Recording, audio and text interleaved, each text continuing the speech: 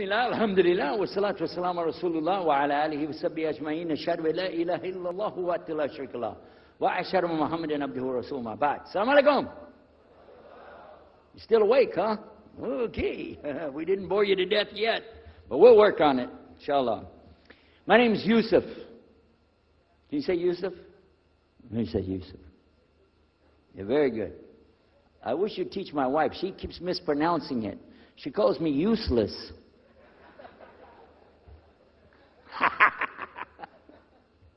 Alhamdulillah.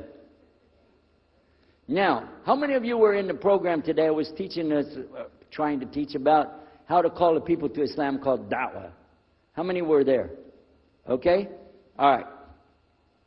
I just used an example what I was telling you about. Remember I was telling you when you introduce yourself to somebody, friendly with them. So I just used an example right there. Because this will disarm the people. This disarm them and make them relax a little bit. Because they're coming to you with things like, how come you Muslims has to kill all the people? What kind of question is that? How come you have to beat your wives? Why does your book tell you that you're the only ones going to go to paradise? So these kind of questions, when they come to you, what are you going to do? So the first thing, as we said in the program, and I hope, by the way, if you didn't join us today, join us tomorrow. Are we continuing tomorrow on the Dawah thing or no? Oh, okay.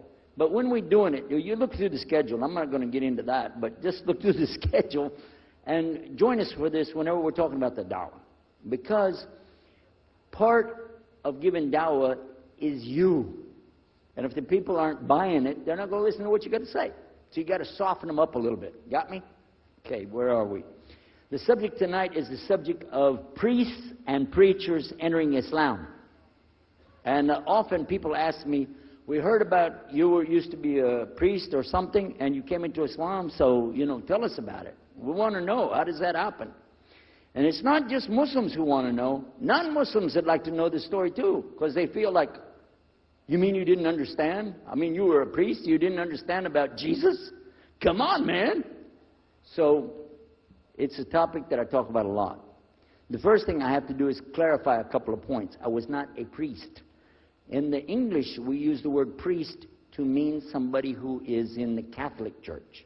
If you're not from the Catholics, if you're from the Protestants, then you don't use that term. We usually use the term, for instance, pastor, minister, preacher, reverend, and these are some of the titles. We came up with an awful lot of them because that's the way humans are, right? Give ourselves titles.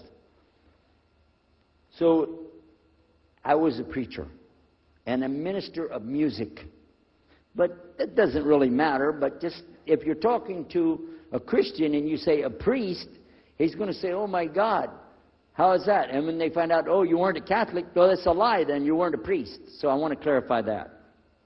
As a matter of fact, I will tell you, in my own estimation, I'm probably the least of the factions within this equation.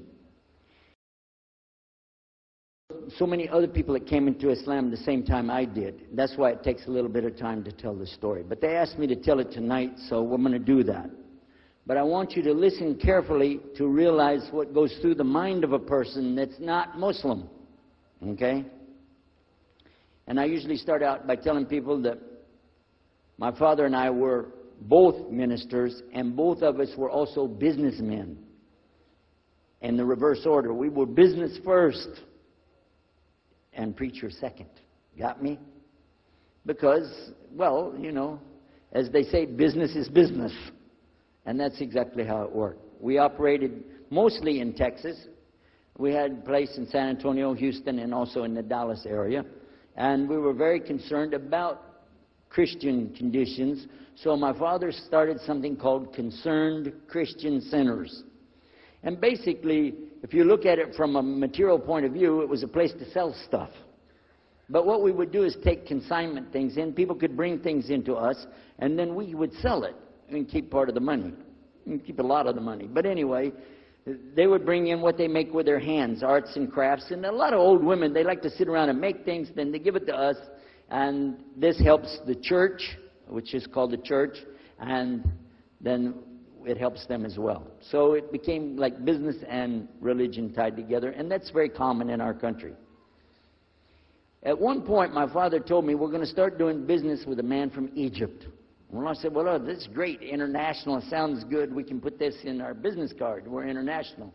He said, and this man, he's from Cairo, Egypt. And that's where, if you know, they have the Nile River. They have those big pyramids. They have the Sphinx, Abu Hul. You know, they got everything. I'm saying, oh, this is good. He said, and he's a Muslim. I'll never forget it. I've told the story many times, but it's just like it happened yesterday. I'm standing in between the kitchen, or in the dining room and the living room area. You know, like this when we're talking, and I just stopped like this. I said, what? A Muslim? No way. No way do I want anything to do with that. Dad, come on, you should know better than anybody. Because we were linked in with other preachers. My father supported people like Pat Robertson. Huh? You know him? Huh, Pat Robertson? And Oral Roberts. He's not very popular anymore, but he used to be real strong. And his ministry up in Tulsa, Oklahoma. In addition to that, people like Benny Hinn. I don't know if you heard of Benny Hinn. He's coming over this way, so look out. And there's many of them. John Hagee, and the list goes on. Jerry Falwell, Jimmy Swaggart. Some of the names, maybe you heard those before. We know these people. We know all about them. All about them. Okay? So at one point, here I am standing there talking to my father. These are the enemies of God. This is what we've been taught. These same people, I just mentioned their names, and teach Muslims are no good. Now it just became Muslims are terrorists. But back then, you know, we didn't reach that level yet. We were still just kidnappers, hijackers, you know. They said that Muslims don't believe in God, that they're worshiping a black box in the desert, and they kiss the ground 5 times a day. Now that's what we know, man. So here's this Muslim going to do business with us. I told my dad, no way, I'm not going to do it. And he insisted. He said, I want you to meet this man. He's very nice. And I said, I don't want to meet him. I never am like this, by the way. But on this case, I said, no. That's one thing I'm going to stand firm against. We're not going to do it. He said, I want you just to meet him. I said, all right. I'll do it for you. I'm going to do it my way. I'm going to go to church. And it's going to be on Sunday. When I come out of the church, I'm going to have my Bible under my arm. I'm going to have the salib. I used to carry a big cross. I'm going to have my cross with me. And I'm going to have my hat that says, Jesus is Lord. And I'm going to have my wife, born-again Christian, with me. And we are going to get this demon, devil, infidel, Muslim. And we're going to show him Jesus. Okay? Now, this is a true story, by the way. So I got up that morning on Sunday, and I was thinking, man, you know. We went to church. Strangely enough, the preacher was preaching out of the Old Testament about salvation coming at the time of David, which really puzzled me because according to Christianity, it's coming through Jesus. And it really, that opened the door for me, but that comes up later in the story. Why was he saying there's salvation before Jesus? That's interesting. Now, when I get there to my father's store, I'm looking around, you know. I'm looking for somebody wearing, you know, a long white robe and some kind of black, you know, thing over that with a long beard. And I guess I was looking for me, wasn't I? Anyhow, when I get in there, by the way, Imam Ayatollah Khomeini, maybe. This is what I had pictured. I said, where is he? I'm ready. My father said, he's over here. I said, where? I said, here. This is a normal guy. He was normal. He didn't have a beard. He didn't have any hair at all. I said,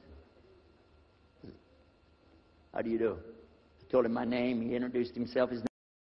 How do you do? after the niceties of hello, how are you, how's everything, I said,